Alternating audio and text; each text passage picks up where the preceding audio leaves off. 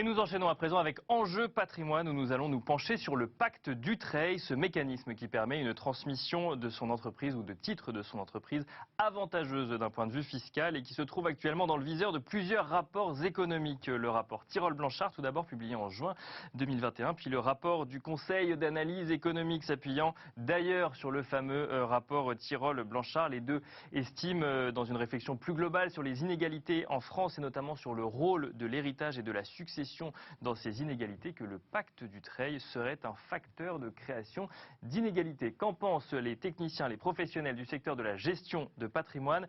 Nous avons le plaisir de recevoir pour en parler Laure Varasté, ingénieure patrimoniale chez Odo BHF. Bonjour Laure Varasté. Bonjour.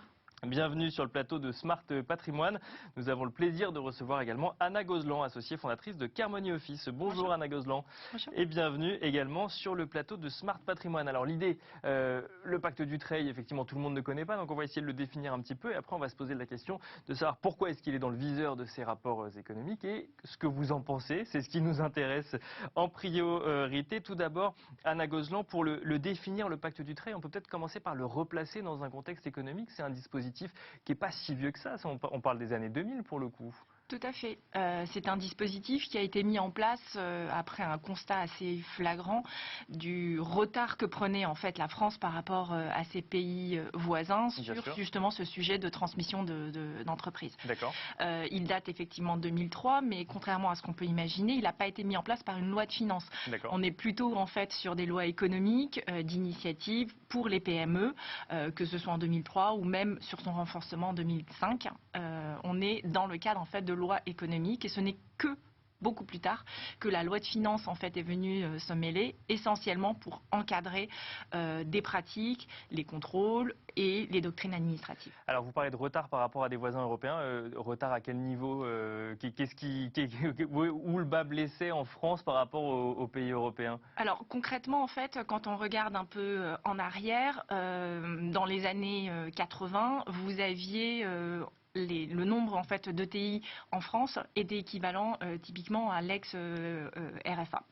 Aujourd'hui, quand vous regardiez en fait juste avant, dans les années 2000, avant la mise en place de ce pacte, on s'est aperçu que en fait, on a plus que divisé par 2 ce nombre d'ETI. Alors en France. En France. D'accord. Alors que nos voisins, donc on parlait donc de l'Allemagne à ce moment-là, mais même l'Italie ou le Royaume-Uni comptaient déjà beaucoup plus d'entreprises que l'on en avait. Les ETI françaises en fait ne survivaient pas dans le temps et c'est pour ça qu'on a mis en place un mécanisme de transmission d'entreprises plus avantageux. En fait, c'est exactement cela. Le surcoût fiscal, puisqu'on a eu un doublement de cette fiscalité, a fait que malheureusement, les entrepreneurs ont été amenés justement à céder plutôt qu'à transmettre parce que le coût était beaucoup plus important. Et malgré le fait que l'on puisse, aujourd'hui, on a un rapport qui est clair là-dessus, le taux de transmission d'une entreprise dans la famille permet en fait de donner une survie beaucoup plus importante. Alors que en fait on est aujourd'hui dans un constat en fait complètement différent. C'est intéressant ça, le taux de survie dans l'entreprise. Alors on y reviendra juste avant. Donc là on a posé le contexte économique. Laure Varasté, on va essayer de comprendre ce pacte Dutreil aujourd'hui. Alors, il est assez différent de sa version de 2003, puisque moi je disais qu'il y a eu 14 modifications depuis. Alors, je ne sais pas si c'est plus ou moins en fonction de ce qu'on peut lire, mais concrètement, ce pacte Dutreil en 2022, qu'est-ce qui permet pour un dirigeant d'entreprise ou un entrepreneur ? Eh bien, c'est un régime de faveur en fait qui permet de réduire l'assiette taxable au moment de la transmission. Donc un abattement en fait qui est mis en place de 75% de la valeur de l'entreprise que l'on va transmettre. Transmettre soit au décès, mais également en donation de son vivant. Et également à noter que si c'est une transmission, elle n'est pas envisagée que au sein de la famille, mais elle peut également inclure des proches ou des salariés de l'entreprise. Donc c'est vraiment une transmission qui est favorisée avec un abaissement de l'assiette taxable.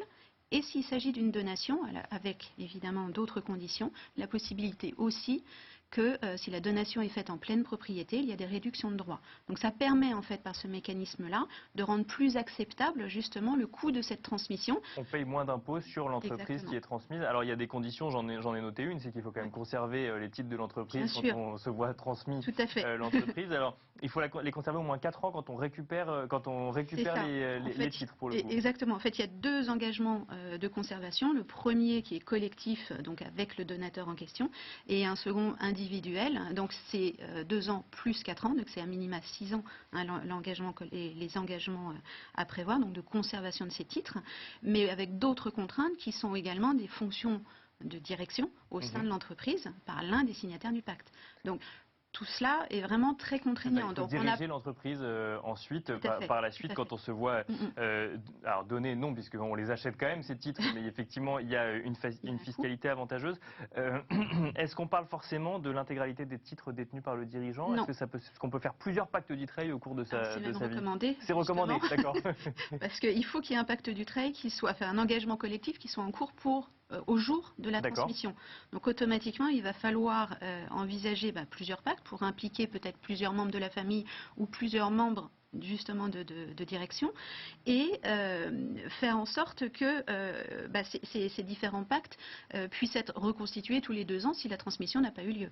Donc en fait, on va multiplier, il ne faut pas non plus bien sûr. Non, mais au moins de trop, mais faire rouler ces pactes de façon à ce que l'on puisse mettre en œuvre ce type de dispositif. Alors Anna Gozlan, je mentionnais en introduction donc du coup 2 rapports qui pour le coup mettent le pacte Dutreil dans leur viseur. Alors de manière beaucoup plus générale, il s'attaque au sujet de l'héritage, de la succession, qui du coup selon ces rapports favorise un certain nombre d'inégalités, et notamment qui calcule la part de l'héritage dans la fortune effectivement des Français donc en 2020, 2021 ou 2022, part de l'héritage qui grossit. C'est pas notre sujet ici, on l'a déjà traité dans d'autres émissions. Là, on est vraiment sur le pacte Dutreil. Pourquoi est-ce que ce pacte Dutreil est dans le viseur aujourd'hui? C'est parce que ce que sous-entend le rapport, c'est ou ce que dit clairement le rapport, c'est que du coup, on fait une fleur à ses héritiers, on transmet une entreprise, c'est pas forcément les plus indiqués pour la diriger, et qu'il faudrait le supprimer pour permettre à d'autres de récupérer l'entreprise. Mais ça va à l'inverse de ce que vous nous avez dit sur le contexte historique. Donc c'est pour ça que j'essaie de comprendre. Tout à fait. D'autant que si on souligne un autre chiffre qui est quand même assez intéressant, le taux de transmission en France est largement inférieur à celui de nos voisins à nouveau. On est à 17% quand on est à plus de 56% en Allemagne. D'accord.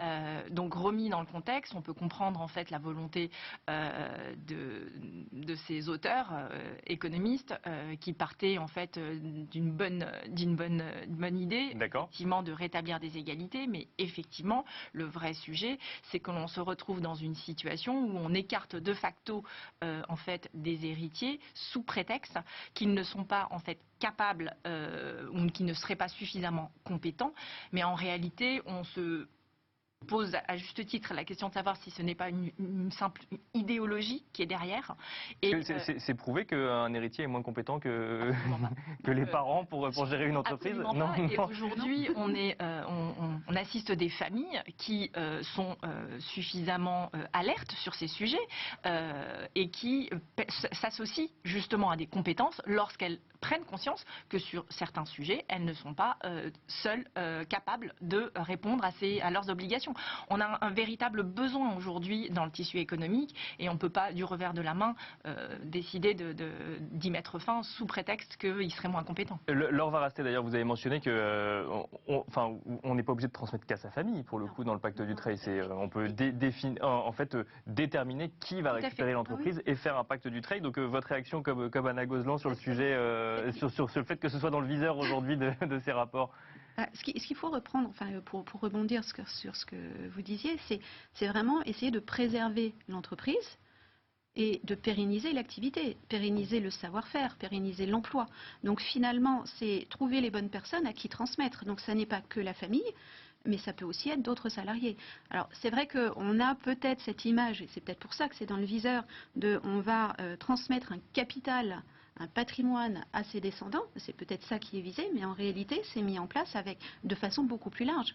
Ça n'est pas que les descendants, ça peut être des tiers, ça peut être une famille beaucoup plus large. L'idée c'est de trouver le bon dirigeant pour justement poursuivre l'aventure. Donc le fait que ce soit dans le viseur de rapports économiques fait pas forcément sens, si je comprends bien, du point de vue du dirigeant ou d'un point de vue économique. Pas du tout, justement, parce que en fait, on peut même se retrouver avec une mise en place de pactes qui combine, à partir du moment où, très justement, Laure disait tout à l'heure qu'on anticipe. Le premier des conseils, c'est justement l'anticipation pour pouvoir organiser cette transmission. On combine des solutions, aussi bien en fait avec des membres de la famille que des salariés. Et cette anticipation permet en plus de donner à cet outil une force qui est quand même assez importante, c'est celle de la gouvernance. C'est un outil de gouvernance d'entreprise aujourd'hui. Bien sûr, et de suivi de gouvernance effectivement dans le temps. Tout à fait, dans le temps. Exactement. Et ce qui est assez amusant, c'est que justement dans le rapport, dans la note du CAE, ils mettent en avant que c'est un outil beaucoup plus utilisé parce qu'il y a de plus en plus de pactes signés. D'accord. Non, c'est le dispositif qui fait que pour être sûr d'être dans les conditions d'application, on va multiplier les pactes. Et non pas parce que c'est un dispositif intéressant que l'on va en faire de plus en plus. D'accord, c'est pas juste un avantage fiscal, c'est que derrière il y a d'autres sujets que juste l'avantage fiscal. Et effectivement, il ne faut pas regarder. C'est pas le bon compteur à regarder. C'est pas le bon compteur à regarder l'avantage fiscal. Non.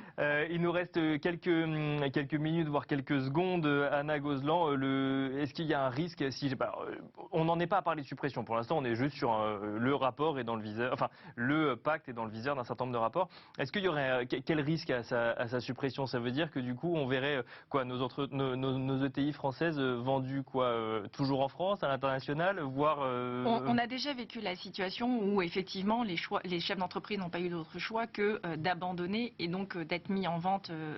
Et souvent, ce sont des groupes étrangers ou des fonds d'investissement qui viennent en fait en grand cheval blanc sortir. Et donc là, il y a le sujet de gouvernance que vous mentionniez. Et là, il y a un vrai sujet, d'autant que en plus, on s'aperçoit en regardant en fait la dernière crise que nous avons connue, le Covid-19, c'est vraiment dommage de se priver de cette force qui est en fait nos ETI. Lorsqu'elles sont transmises en entreprise, elles ont une véritable vision à long terme. Et cette pérennité leur donne finalement une certaine résilience face à ces crises-là. Et ce sont elles qui s'en sortent le mieux dans ce genre de contexte. Merci beaucoup Anna Gozlan, associée fondatrice de Kermony Office. Merci également Laure Varasté, je vous voyais acquiescer à ce que disait Anna Gozlan. Laure Varasté, ingénieure patrimoniale chez Odo BHF. Merci à vous de nous avoir suivis. Et je vous donne rendez-vous demain pour un nouveau numéro de Smart Patrimoine à 13h sur Bismart.